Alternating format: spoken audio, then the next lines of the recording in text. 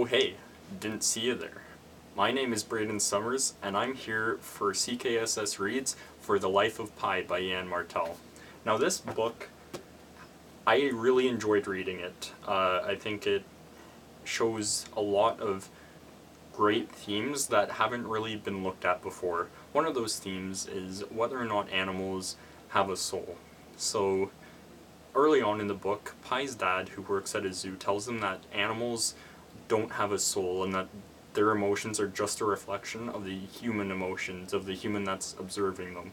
So that's later shown in the book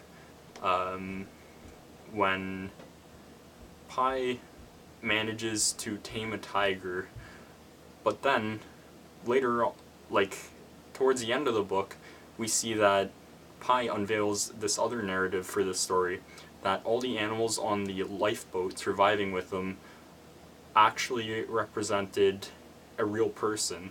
So that ties back into what Pi's father said originally, that it's a reflection.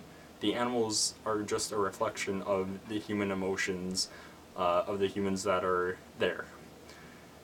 Another theme in the book is the constant fight for survival. So as soon as the ship that they're on sinks and Pi is out on this lifeboat, that's when we see this fight for survival start to come out. So first we see the zebra, who tries to fight back against a hyena that is on the lifeboat with him, and even though the zebra is heavily injured, it still tries to fight back in order to survive, even though it's probably going to die anyways.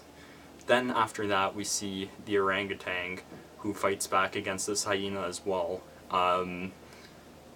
and even though it is also eventually killed by the hyena, we do see that fight from the orangutan. And then after that we see the tiger come out, and then we have this entire story about Pi and this tiger's fight for survival on this lifeboat. Then after that, moving on, we just have a bit of an unreliable narrator in this story, in the sense that Pi tells this entire story about how he survived on a lifeboat, and how there were these different animals on a lifeboat who each went out in their own way except for the tiger.